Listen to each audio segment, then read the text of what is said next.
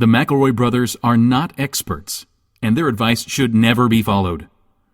Travis insists he's a sexpert, but if there's a degree on his wall, I haven't seen it.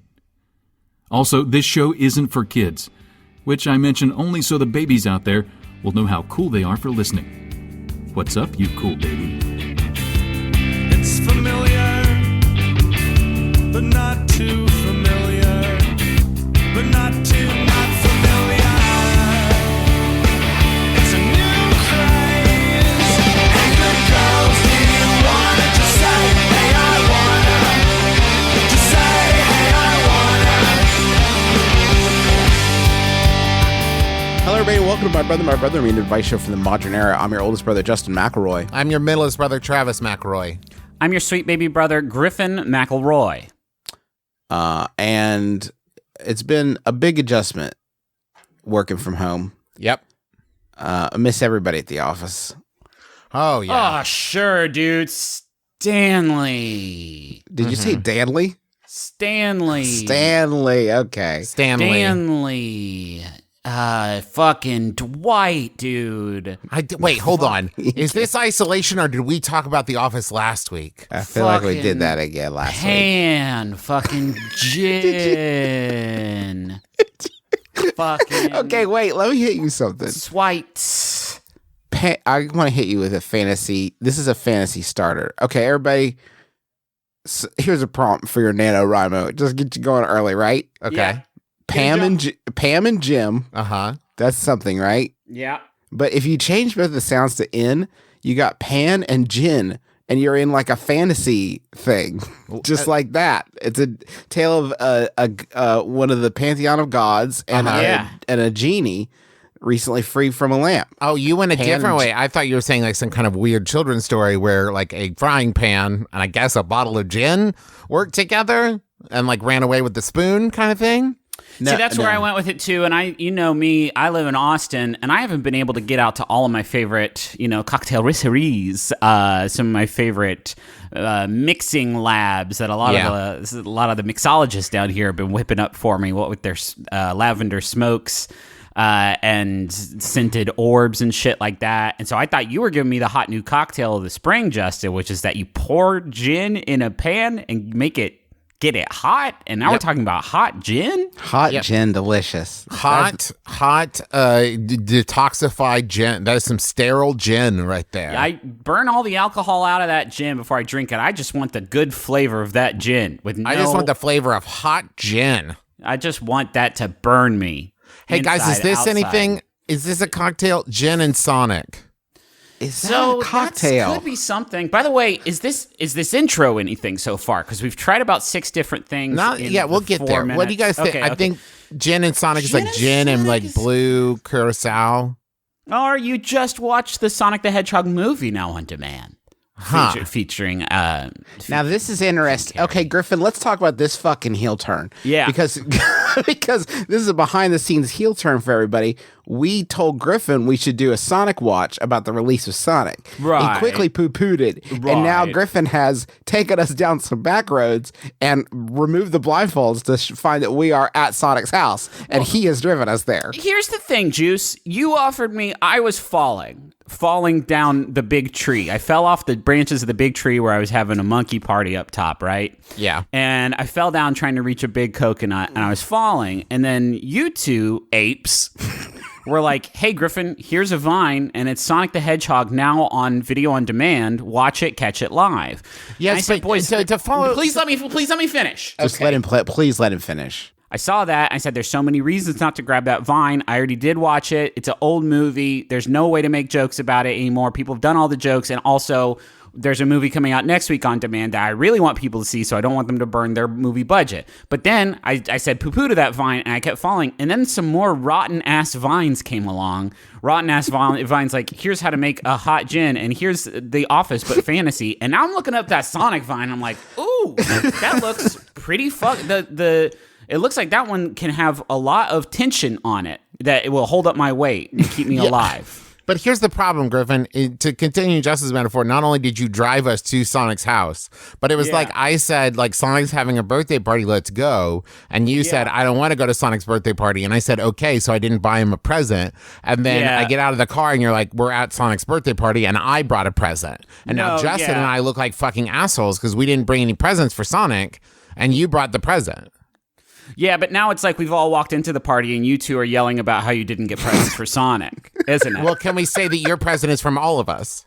Yeah, sure, why not? Hey, Sonic. Hey guys, it's me, Sonic. I'm so stoked you could make it to my bash. Hey, Sonic.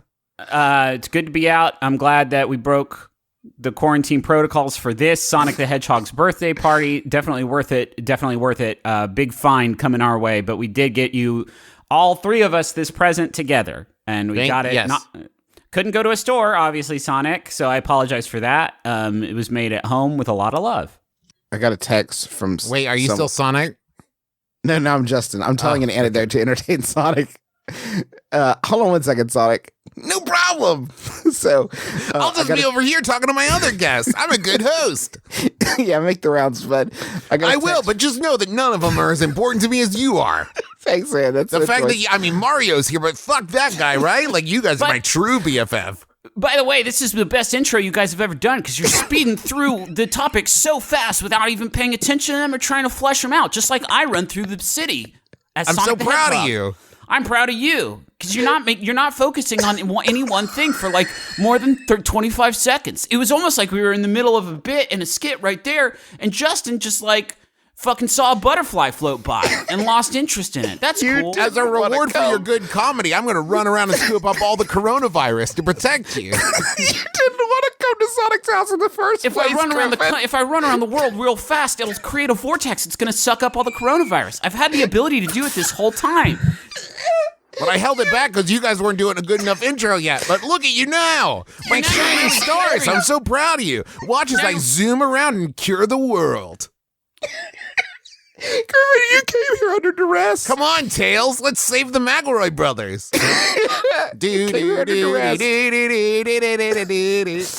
That is So I gotta- not Sonic music. No, Justin, it's what was not. tell us about your fucking text. I got text. No, I don't even want to do it anymore. No, you have now to do you it now. have to. Not at all. Sonic's waiting. I don't have to do You it. just butchered Sonic the Hedgehog on the altar of your supposed joke, and you've slit his throat, and the blood has run down into the trough, and then Sonic died, and you looked down and you're like, I don't really want to do the sacrifice. I don't really want to do the Sonic sacrifice anymore. But he's gonna come back, right? No. Read your fucking text, and we'll see if it's good enough. I don't want to talk about it anymore. Justin? Oh. No, I'm not gonna things I'm not gonna got do this. funny. They weren't funny when I was gonna do it. Now it's less Oh, funny than what wow. we're We doing. We had a fucking great Sonic the Hedgehog bit. Like, it got better, but it was good bones for. You didn't want to come to Sonic's house. But you we're came at, under once duress. we got there, Justin, we Why were are you on there. his side? Why are you on his side? I'm We're not- having listen, fun at I'm on Sonic the nobody's Hedgehog's side. house. Okay, we haven't left we haven't left our own houses in a while. We're excited to be out and about, fucking chilling with our blue friend. I'm just God, saying he's we just could have standing talked there about this listening in to Sonic's all that. bedroom. We could He's have had a listening little to all privacy. this. He's just standing there listening to all this. This toe God, this is tapping. so And he's- Tell me what Embarrassing. tell me what your text said, or else I'm gonna have Knuckles whip your ass. I don't want to talk about it anymore. Oh, I shit. don't want to talk about it. Justin, here Here comes he Knuckles. comes. He looks angry. I'll wait till things get less funny. Okay. And Oh, then it won't Knuckles is seem kind of like- cracking his, what's the word for it?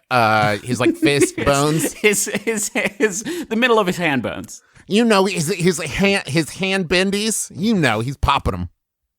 Not the meat in his hands, No. but the other stuff. It's where it kind of like hand corners. You know, Yes, hand thank you. hinges. Why does Tails have to take orders from Sonic? He can fly. Justin, please. If I could fly away from Sonic, yeah, I would. I would be the boss. I would fly straight into his arms. Yeah, they're in love. Hold on, let me look on the internet, see if there's a picture of that. Huh. Oh no, my computer is melting. Hey, what's a question or the text? I will accept either one. I don't want to talk about it. Read the text, Justin. Okay, I got a text from some random staffer who was fundraising for some candidate in Iowa, and like yesterday, and I got this text, and I'm not in Iowa, so I don't know, and I don't like people straight up just text me out of nowhere. So they're like, "Hey, this is me from this campaign. How you doing today?" And I said, I'm just getting my house cleaned up for a big party before all my guests get here. And then the person responded, yeah, I feel you. Now, I don't know what the proper response should have been. Probably like, give me your address. I'm calling the cops on you. Right. But I did not expect, yeah, I feel you. Oh, juice. Sonic's looking up from the blood-soaked glyphs, and he's smiling. Oh, he Okay. liked it. He's liked so it. glad you killed him. Thank you for killing me, Justin. Set me free. To die is the true adventure. Gotta go fast into Christ's ever-loving arms. Up here, everything's fast. Jeez, oh, Pete. That's his real name. Gotta find the questions. List. As I work as an editor for... Now, okay, can I clarify, Travis? Yes. What times? These are for the current What epoch? days. These are, I went out and scooped these up from the blasted wasteland myself. These are Today Times. Yes. Yes. Work as an editor for a publishing company. The workflow around here is not very steady. Some days I have lots of pages to check, and other days I have absolutely nothing to do. This was never a problem in the office, as I gotten pretty good at pretending to be busy when my boss walked by. However, now that we're all quarantined and working from home, I have to send a detailed report to my boss every day, listing the specific projects I worked on. Brothers, how can I beef up my report so it looks like I'm busy every day when I'm actually doing fuck all? That's from Misleading in Massachusetts. It is weird to me that we live in a time, and I believe you, question asker, but it is weird to me that we live in a time where it was easier to pretend to do nothing at the office surrounded by other people than in your own home watched by probably only your Alexa.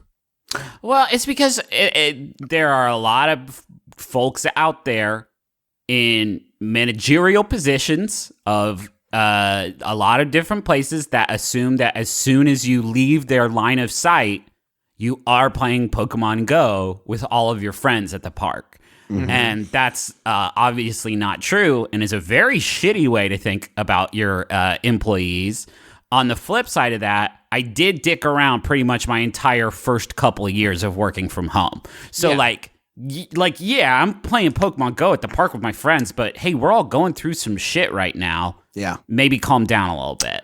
I think that this question asker is not the only person dealing with this. Yes. My evidence is your guy has gotten a lot of, how can I put this in a non-incriminating fashion? Your guy has gotten a lot of requests for conference calls in the past couple weeks with some of our many friends and partners that maybe your boy didn't necessarily need to be on a conference call with. And he has a suspicion that maybe some of our beloved friends and partners are trying to get a few more pips on the old workflow sheet for that day. Yeah. Trying to log a couple of, I did some brand extension with our man Justin over there. Logged a big long call with him. What if you just started listing on your list of stuff that you did just a half hour where you just write went dark? And when your boss is like, what's that all about? You say, I wish I could tell you. That's 10 a.m. to 3 p.m. Michael's private time. And then they'll be like, what did you do in there? And be like, can you fucking read? You don't get to ask me that. It's Michael's private time. What about just you just write 10 to 3 synergistic planning session?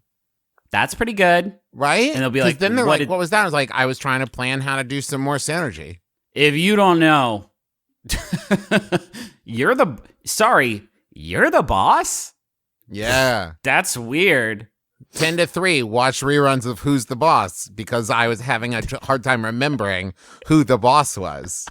On the flip side, you can also keep an incredibly detailed log of just 8:01, woke up, 8:11, finished my morning bathroom time, 8:12, started cooking the oatmeal. It was a Tuesday, Derek. And then 11:51 to 11:54. Please don't ask me what I did during these 3 minutes. Please. 8:45 to 9 made oatmeal. 901, realized burned oatmeal. 902, started making oatmeal again. Oh no, out of oatmeal. What do I do? 905 to 907 again. I need a secret, please. Please let it be a secret. 907 and 909 again. Might have just been a continuation of First Secret. Hard to tell. Hey, how about a Yahoo? Yeah, I'd love that. Here's one that was sent in by Graham Roebuck. Thank you, Graham. It's an anonymous Yahoo Answers user who I'm going to call Limba. Asks, when you go to someone's place, what can you learn from their bathroom? Everything. Wow. I think everything's maybe exaggeration, but I think you can learn a great deal. And I also think as adults, this is the closest we get to when you're a kid and you stay the night at somebody's house for the first time in your friendship with them. And you like, it fucking parts the veil, just like, oh, so that's how you do all the shit. Mm-hmm. That's how you do all this stuff. We've talked about this many times, but it's like Poirot, right? Where it's all about the psychology, right? That's what I'm saying is walking into someone's bathroom and seeing, like, putting yourself in their head where it's like, oh, you had to get that close. Like, you put this there so you could reach it from here. Now I know what type of person you are, right? Like, if you come into my restroom, I don't want to brag, but I have 2 extra rolls of toilet paper in there. Position. You are bragging. That's so. That started as a joke, but it is an actual brag. It's a little bit, yeah, and maybe a little bit incriminating there, hoarders. Well, I have only the 2. Sorry, no, yeah, she said I don't think he's hoarding. He doesn't need that many. Listen, I have only 2 rolls. I've lived with Travis a great many years of my life, and let me just say, that is not a lot for Travis. That's a Wednesday morning through a Friday afternoon. Yeah, I get silly in there, you know, and get this, Justin. It's 1-ply, which I'm horrified to admit, because that's basically nothing. I've been trying to look for toilet paper online to see if it's available, because you still can't buy it in stores. Did y'all hear about this? And hey, stand back. He's about to, like, there's a delivery here. I'm waiting for it. Go on. Because I feel like once it's online, it's available.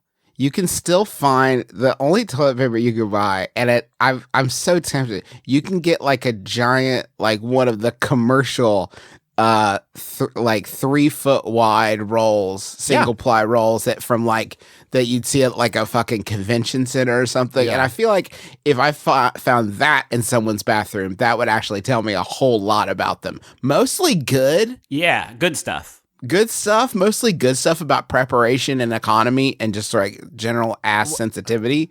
But I have been tempted to buy the giant roll and just not worry about it anymore. Then I don't have to worry about it ever again. I'll just have the giant roll. What if you walked into someone's bathroom, they had one of those 3-foot wide rolls, but it was like hanging on a chain that was bolted to the wall? What does that tell cool. you? And you have to like get a key on like a big ladle to go in there and use the bathroom. What's that tell you about them? That you're at a gas station and not a house. But like somebody lives there, you know what I mean? And they have like ding-dongs in their bathroom. Yeah. Well, I guess the gas station man lives there. Is that what you're saying? Above it. Yeah. But that's his bathroom. It's the only bathroom he has. I'm trying to think of the last time I walked into a friend's bathroom and was like kind of shocked by what I saw in there. And it's never a bad thing. Like, it's never I walk into somebody's like bathroom and there's, you know, active shits like in places where they shouldn't be. It's more like I walk into their bathroom and it is like very perfumed and potpourried and like very powdered and prim and proper in a way that you don't always anticipate. You walk in and it's like a mid-90s sort of like grandmother's bathroom. Mm-hmm. And that's like dope. Like, that's great. That's your scent. And that's the profile that you chase down. It's just like, I was not expecting that necessarily. For me, it's if I walk in there and there's some kind of poster on the wall that I wasn't expecting, where it's like, oh, Jeff Goldblum is going to watch me duty. Okay. You ever seen that, Trav? A Jeff Goldblum poster in someone's bathroom? Yeah. Okay. I won't blow up the spot, but I think shower curtain design, like, then you know who your fun friend is. Oh, man. I went in there and that looked like fish on your shower Yeah. curtain. That's fucking I mean- hilarious, Jeremy. I went in there and it kind of looked like the shower from Psycho. Like there was like a shadow on it, right? So if you're inside of it, it's like someone's going to kill you. That's funny and That's scary. funny and scary. That tickles both parts of my brain. I love that, Jeremy. This is a Just cool like bathroom, Critters man. in Space. Yeah. Funny and scary.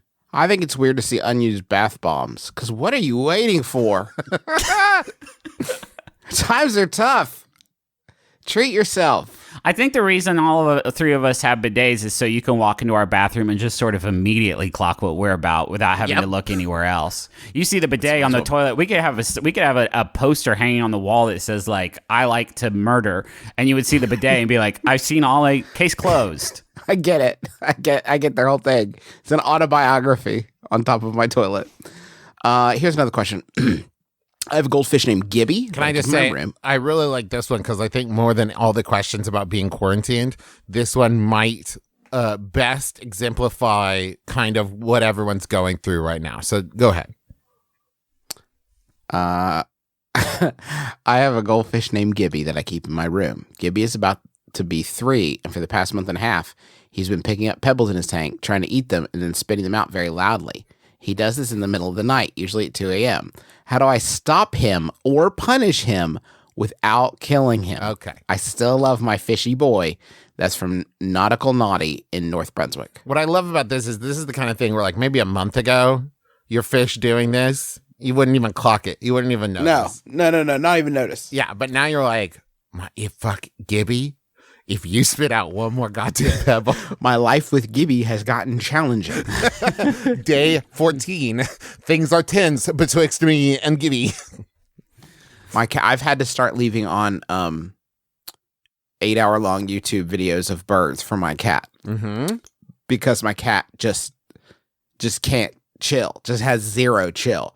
So while I'm kind of doing my thing downstairs with the comedy and what have you, the jokes and things, the cat is watching bird vids just to kind of keep her a little bit chilled out. I gave That's I gave wild. Lily, my bigger doggy, a like a squeaker chew toy thing that I've been saving, but she was getting very antsy, and so I gave it to her. And the pitch and frequency of it has become like an annoying, like telltale heart. But like if instead of a heartbeat, it was just a squeaker. And it pierced through my brain every 0.5 seconds. My little stinker is always up to no good. This fuzzy fucking rascal is always doing bad stuff in my house. But you gotta love them, huh? You gotta love about these. your son? Son? No, man. I'm talking about my puppers with his toe beans. This little stinker, guys. You don't remember my puppers? It's just now occurred to me, my cat's always in quarantine. So the only thing that she could be negatively reacting to is our increased presence. Yes. Right. That is what has irritated the cat. That's kind of her time to chill out. Maybe that's what Gibby's doing. Gibby is trying to annoy you out of the room. Yeah, Like, this please, is Gibby's time. Please. But at the go- same time, it's like, who rescued who? You know what? Thank you. Because I always think that Bridge. when I look at my pupper's toe beads. Can I make a suggestion? Here's what you do. Nautical Naughty in North Brunswick.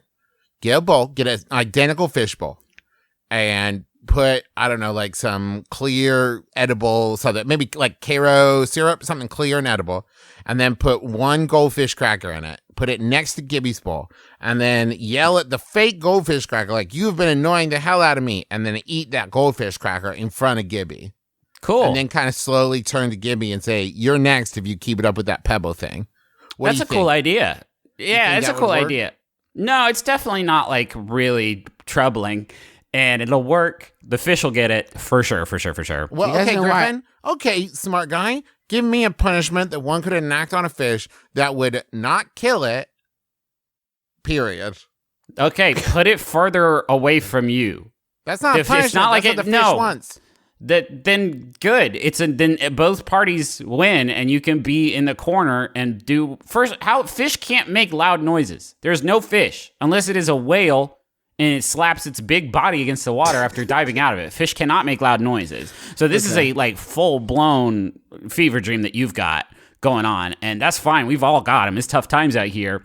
But if you're having trouble with your completely stationary aquatic pet, put it in the corner or outside. There's so many places for this fish to go. Put it outside. Don't put it outside, but Don't put it outside. Don't put it birds out outside. there. I mean, there's a temptation to say like, just feed him less, but Gibby, he's just getting up fucking shredded and looking great and shredding those last few ounces that he needed to get to his sexiest fish bod. I'm just worried. I'm worried about rewarding his negative behavior. Because now he wants to be moved. You move him because he's been, behaving badly. And then what's next? He wants a tiny TV. And then he starts yelling at you, ping, ping, ping, spitting those pebbles against the bowl. And then you're like, fine, you'll get a tiny TV. And then what's next? His own house? A water slide? I think this is where you got to draw the line. You need to establish dominance. You need to get in that bowl. You need to swim better than him.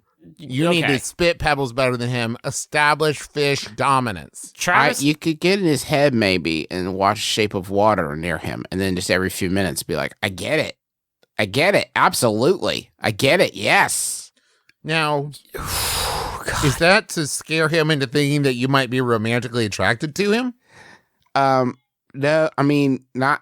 You just keep him guessing. you're not willing to commit to the bit you just crafted, Justin. I don't know. It made your own thing It made you uncomfortable, didn't it? While you were in the middle of it, I could tell you were middle of like, it. oof, this sucks. Middle of it. In the middle of it, I didn't like it. Travis- I don't like it now. I like it less now, but in the middle of it, I started at the beginning. Let me chart. Yeah. At the beginning, I liked it. Yeah. Felt very good about getting in there with it. Middle of the road, sort of halfway through the project, took a little intermission in my medulla oblongata and started to rethink the whole enterprise. By the end of it, I wish I'd punched out earlier. Yeah. But I would feel like I was pot committed. Hey, and Justin, I hate it. Can I ask you a quick post-game question? Yeah, anything, Trav. I'd love to follow up on this so that others can learn from my failings. Now, if you could go back and do it again, would you change the movie or change your delivery or... Okay, so I did think about A Fish Called Wanda. And I thought maybe something there with Kevin Kline eating the fish, if you remember. Yeah. Right? And then I thought something about the fish man, and then from Shape of Water, and then just the opening was there. Yeah. And I just started going. Yeah. I didn't have a goal line in mind, I just started going for it. I wish, Justin, you had brought up the incredible Mr. Limpet so I could have crossed off the fucking wild, obscure references MBMBaM bingo card that I have printed out here. Yeah. I would love, I thought of something different. Let's go to the money zone. We don't need to talk about my thing anymore. For sure. Sure, Justin, sounds good. Thank you, Philip.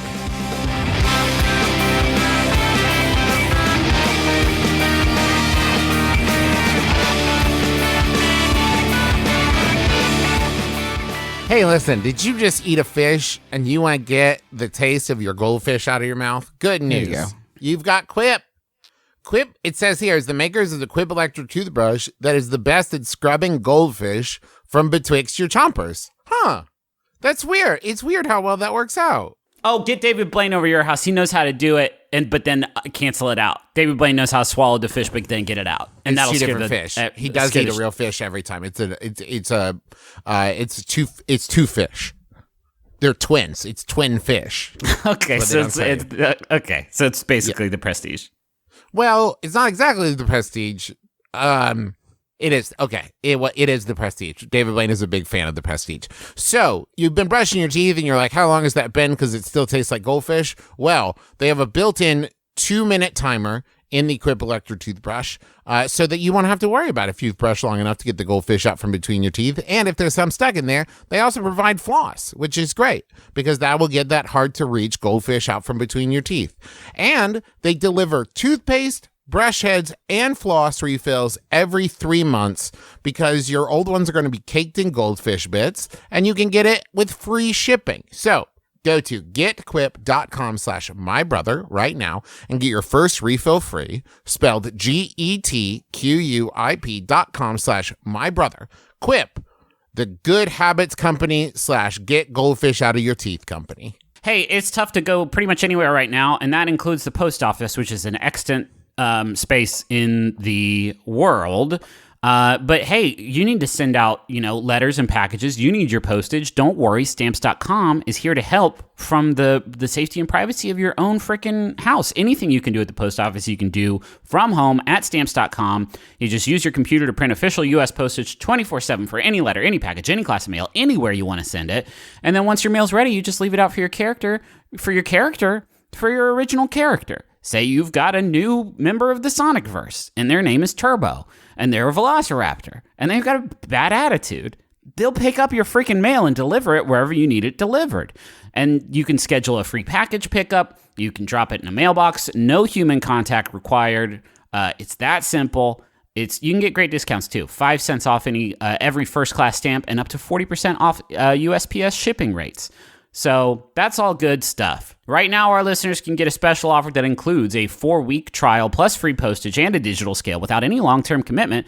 Just go to Stamps.com, click on the microphone at the top of the homepage, and type in My Brother. That's Stamps.com, enter My Brother. Stay safe, my friends. They do have that in the copy at the end of the thing. And you have to read it. You have to read it, and it does. And it is, okay, we'll say this. As performers and ad copy readers, it is mandatory that we do say stay safe, my friends, but it does, for a mandatory message, it does make me feel a certain amount of warmth and care. A mandatory amount of essential. Wait, is it possible Stamps.com was saying that just to the three of us? Oh, it is maybe, but I didn't know Stamps.com thought of us that way. I thought of us as business liaisons, but I guess I am in love with Stamps.com. Every Christmas, they do send me 4 brownies. Yeah. So, what's that all about? Welcome back to Fireside Chat on KMAX. With me in studio to take your calls is the dopest duo on the West Coast, Oliver Wong and Morgan Rhodes. Go ahead, caller. Hey, I'm looking for a music podcast that's insightful and thoughtful, but also helps me discover artists and albums that I've never heard of. Yeah, man. Sounds like you need to listen to Heat Rocks. Every week, myself, and I'm Morgan Rhodes, and my co-host here, Oliver Wong, talk to influential guests about a canonical album that has changed their lives. Guests like Moby, Open Mike Eagle, talk about albums by Prince, Joni Mitchell, and so much more. Yo, what's that show called again? Heat Rocks, deep dives into hot records. Every Thursday on Maximum Fun. Okay. But is that bad? No. You sounded disappointed. No, sometimes I want a munch. I want too much. Now it's bad. That was a punk one. Whew. It's like grimy punk. That was Fuck really yeah, man. punky. Yeah, dude. Yeah, it's really punky. Snack flag. But why did I take it back to? I took it back to more retro because I have an exciting new development. And this I have to give the credit. This was not necessarily my idea, but I think it is genius. This came in from Quinn, and Quinn suggested a throwback Munch Squad that we go back, way back to before, and not just like to a few years back, ones we might have missed. We dig deep.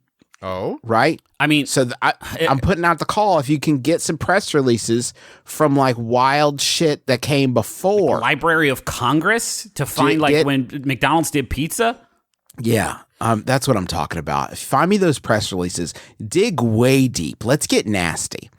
In Big Pizza War, will Bigfoot top the Dominator? Oh God, yes. Oh, yes, yeah. Yes. This is listen, folks. This is a news story published. It's by Michael Dresser, published in the Baltimore Sun on April 30th, 1993. Wow.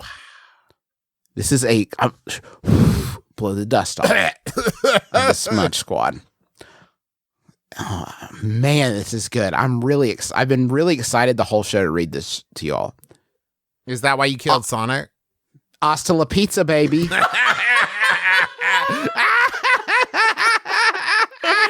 All right, good start.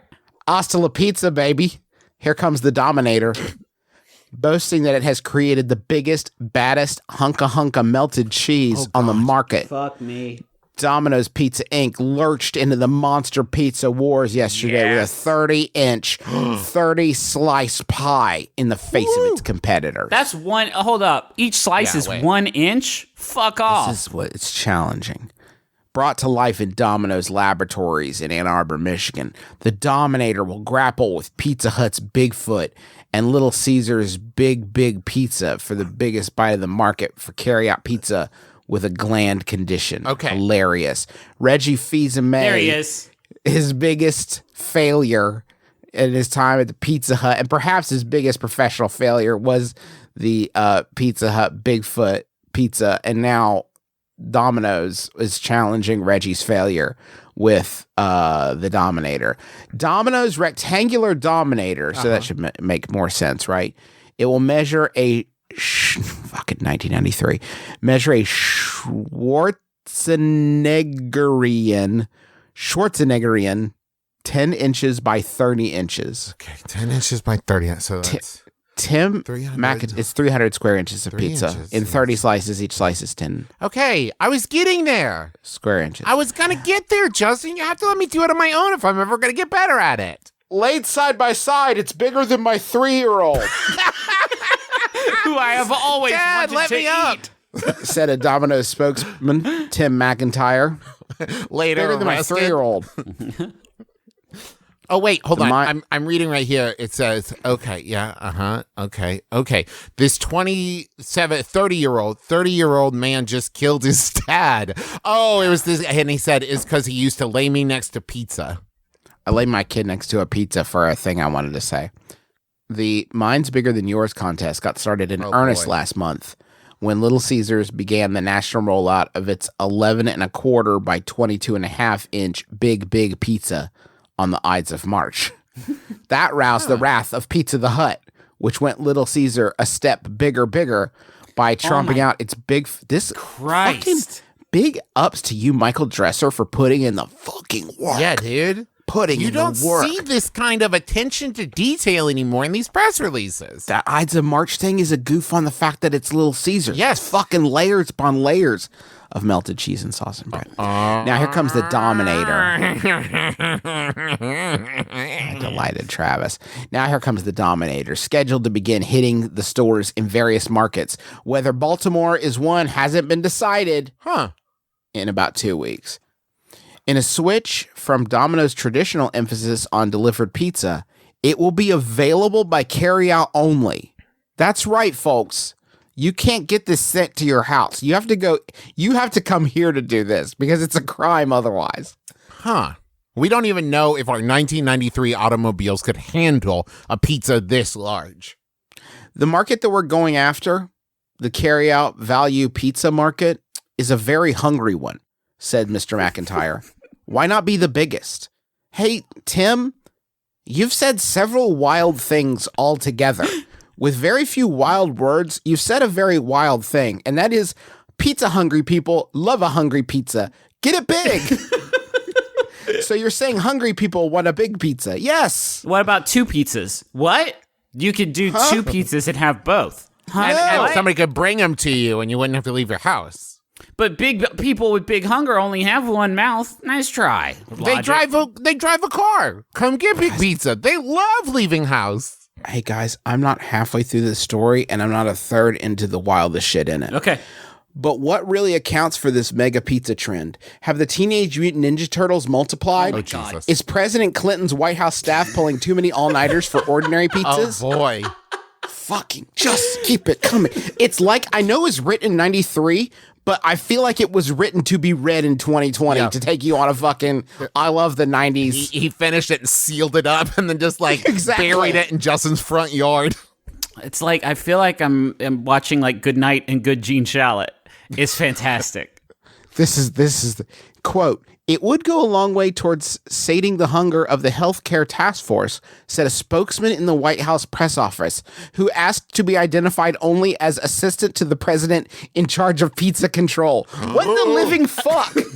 The only problem, he said, is security. It's dangerous. Quote, you could fit a lot of stuff on a pizza that big, he said. Fucking story. Do you know that originally Prince titled the song "Pizza Control," and then they said, "Well, I don't think that that's risque enough for make Prince." it yuckier, and he said, Prince. And he said, "Okay, I think I can zhuzh it up a little bit." This White House staffer was reached out to for a quote about the big pizzas and made a fun joke about, oh, I don't know, we love pizza around here, and then realized, like, wait a minute, you could stick a lot of anthrax in a 30 square inch pizza. And this was pre 9/11 when they didn't even check the pizzas, right? No. Like a lot of things changed on 9/11. You used to be able to just walk up and hand a pizza directly to the president. A lot of things also changed in the fall of 1993 when these big pizzas came around. God, where to next? Oh, that's right. Okay. Fucking Michael Dresser, you genius. But futurist Melinda Davis said this big pizza business has nothing to do with politics. It's about sex. What? What? Huh? Consider the shape, she said. Pizza was traditionally a very female thing. It's very round and cheesy and warm. And suddenly it's become pizza as a weapon, said Miss Davis, creative director at Brain Reserve, a New York-based marketing firm that specializes in consumer trends. Also, someday everyone will have phones that are also computers. But It's just... are they saying a rectangle is like a dick is like a weapon, not like women who are round and warm cheese? Yes. That is a profound and hugely wrong statement, obviously, but it's like I don't even know if it's sexist or not because it's so hard to unpack. Well, I think we can all agree that people who identify as female give off a certain warm, cheesy energy, vibe. Yeah. Whereas people who identify as men often give off this kind of rectangular. Oh yeah. Kind of. Why are they so big? I've got big rhombus energy over here. Pizza was traditionally a very female thing.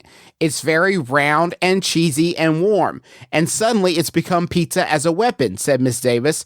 But why? Quote, because we're in the age of AIDS. We have to look for sensual pleasure that isn't sexual. She said it's about anger. It's about rage. Consumers are really mad at all the rules they have to follow in the 90s. What is happening? Sue Sherbo, a spokeswoman for Little Caesars in Detroit, seemed puzzled by that logic. Quote, our only concern was to offer our customer a great value. We weren't even looking at it from the AIDS angle. If I'm Sue doesn't agree that people want to fuck the giant pizza. Sue can't get there with her. What? Justin, this isn't a Munch Quad. This is the greatest news article ever written. This is the greatest interviewing ever done. I'm saying, Michael Dresser, you fucking genius. Okay. Thank you. At Michael Dresser, by the way, in case you want to just thank Michael T. Dresser, excuse me. In case you want to thank Michael, he's retired now, but you can still thank him for his amazing work, which I'm not finished with. What is the statute of limitations for a Pulitzer, by the way? Is it too late? That's a weird way of asking the question, but in this case, it does apply. Yes. In any case, Domino's competitors have no intention of trying to go at one bigger. Quote, we think it's the right size pizza for what our customer is looking for, Rob Dowdy, a spokesman at Pizza Hut headquarters in Wichita, Kansas, said yesterday. Quote, teenagers tend to travel in packs, in groups, and usually they're a bit short of cash. So this is the kind of product they're looking for. Mr.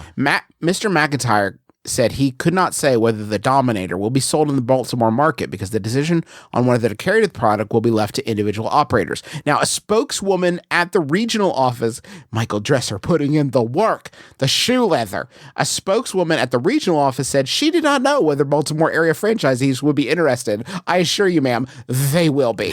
In any case, Mr. McIntyre said Domino's will be heavily promoting the Dominator in a few months. Quote, it's a big, colossal, humongous pizza. And we're looking at ads that will come across in a big, colossal, humongous way. Wow. Epilogue. Joseph Simone, president of Mama Ilardo's Corp., said his relatively small Owings Mills-based pizza chain would not be intimidated by its bigger rivals, nor will it be drawn into an effort at topping them. Quote, you can't serve top quality ingredients in a product that size and not price yourself out of the market, he said. It's like the difference between making sauce for 2 people and making sauce for the 5th Infantry. Huh. The end. I guess I've never thought of it that way. Travis, just let it. Just give it a Travis. moment. Let it breathe. Okay. Just give it a moment. The end. Thank you, Michael Dresser. Thank you for this fantastic piece. You really put literally tens of thousands of times the amount of effort this story required of you, and you put in the fucking work. Mm-hmm. And thank you. I appreciate you. Thank you. This is the best news story I've read, certainly in the past few weeks. I would like to think that after this was published, that Michael's bosses said, like, okay, we're moving you to like cover homicide. Like, okay, yeah. Right. I don't know if Michael Dresser is writing about current sort of pandemic events, but I hope he does not apply the same level of frivolity to it. I'm sure he doesn't. I bet he matches the tone of the news he's writing and is not like, holy smokes. It's the disease, like, probably My not like corona. that. Yeah. Yeah. He retired in December of 2018 as the State House correspondent for the Baltimore Sun. Hell yes. Got out on Michael top. Dresser, you absolute legend. I have a Yahoo here that was sent in by a few people. Thank you. It's Yahoo Answers user Varsha who asks, and there may not be much meat on these bones, but there's something in here that really busted me up. Varsha asks, I cried more during the death of Optimus Prime than I cried during the Titanic. Is that okay? Updated 2 days ago. I didn't really care that much. Felt it was so stupid. Would have frozen with him. Lol. Updated again 2 days ago. But every time I see Optimus Prime die in the cartoon especially, I don't care if I saw a Kevin Hart video prior. I lose all control. Anyone agree? Ow. Third update. How he stab Optimus Prime? That like our father. Uh-huh. Like our father. It's true. That's true and good. And I like to cry. And I like to watch stuff that makes me cry. Grey's Anatomy, when sad stuff happens on there. Grey's is a perfect example because I could watch 10 Kevin Hart videos before then. Yeah. And it would still... That's a lot, Griffin. That's a lot of Kevin Hart. you videos. sure? Yeah, no, I would need to go to Grey's Anatomy Hospital, whatever it's called, to get them to sew up the stitches from the splits in my belly that I have from all watching 10 Kevin Hart videos in a row. But then I would cry at the sad drama because, a bus would crash into the hospital or something, and it would cancel out all the Kevin Hart videos. Yeah. Can you? But isn't that important?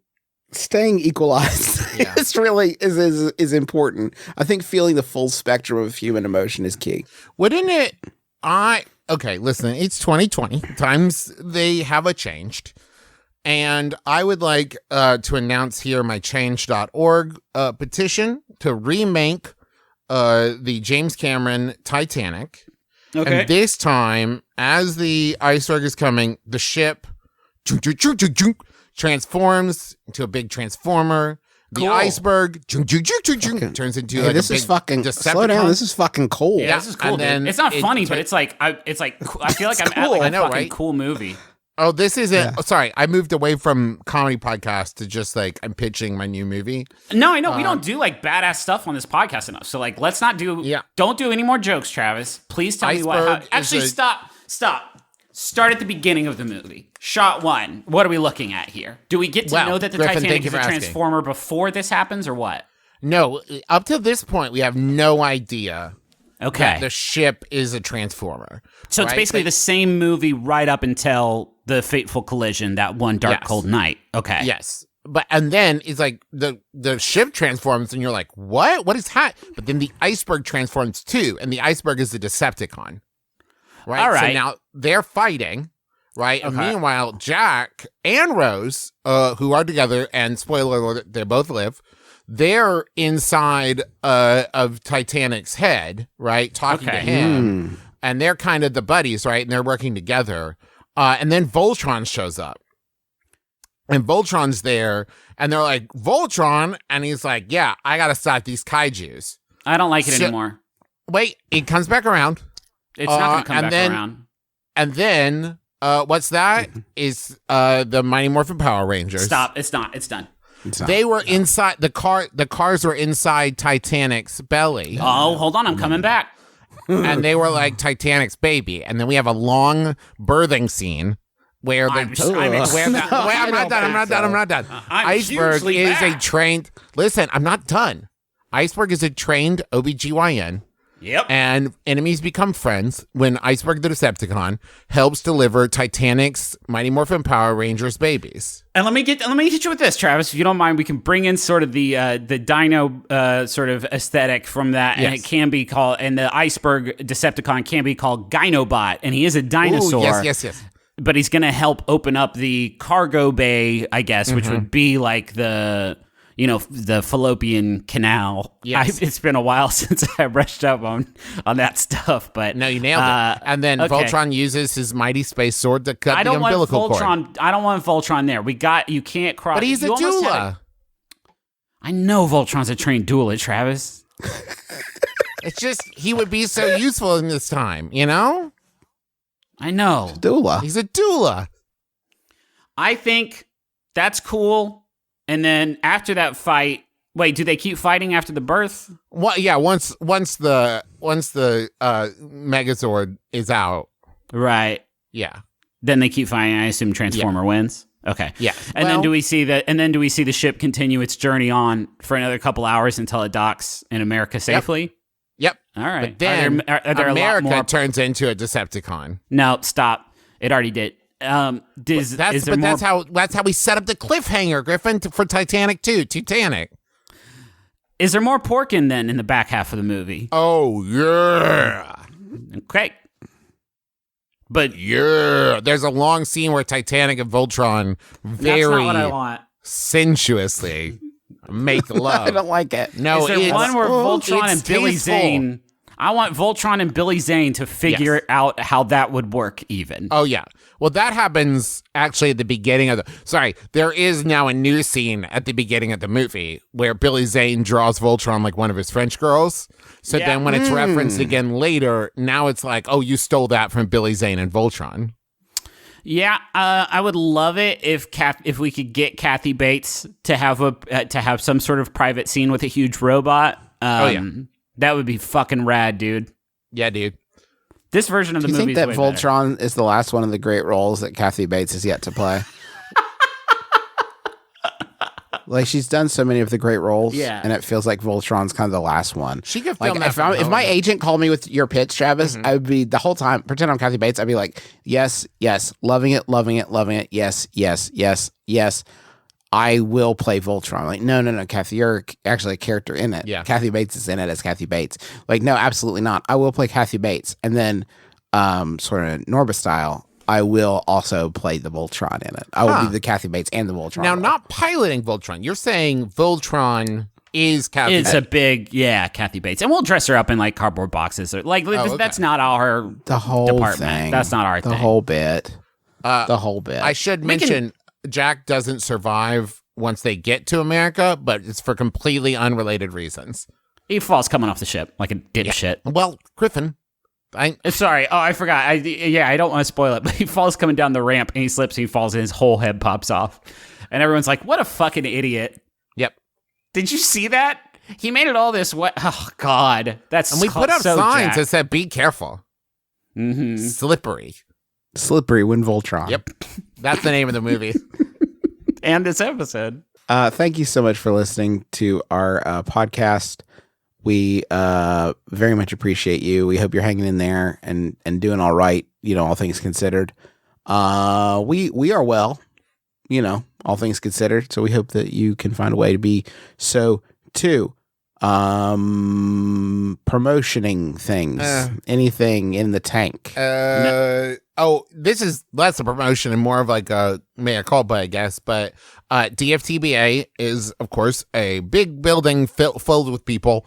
And so they have been quarantined as well, and people have been sent home. They don't work, so products might be delayed reaching you. If so, we're sorry. It's completely unexpected, and how do you even plan for something like that? But they will eventually get to you. We're sorry for any delays. There's really not. I mean, thanks to John Roderick and the Long Winters for the use of our theme song. It's a departure off the album Putting the Days to Bed. It's a great song, and it's a great dude, and great maximum fun for having us on the network. They've got all kinds of wonderful shows on there, and we're so excited to be a part of it. And let's wrap it. If you're bored, we've been trying to put out like more stuff on our YouTube channel to try to create something, anything for people to think about beyond just like being stuck at home. So you can check that out. McElroy Family on YouTube. Yeah. Let's wrap it up. I got a final one here. This is fun. Okay, this is a fun good. one. This one was sent in also by Graham Roebuck. Thank you, Graham. It's by Yahoo Answers user. It's WEWE, which I assume is just wee wee. Asks turtle pregnancy. How do they do it? My name is Justin McElroy. I'm Travis McElroy. Like the shell can't get bigger. So like, know, where right? does it go? I'm Griffin McElroy. This has been my brother, me. Kiss your dad square on the lips.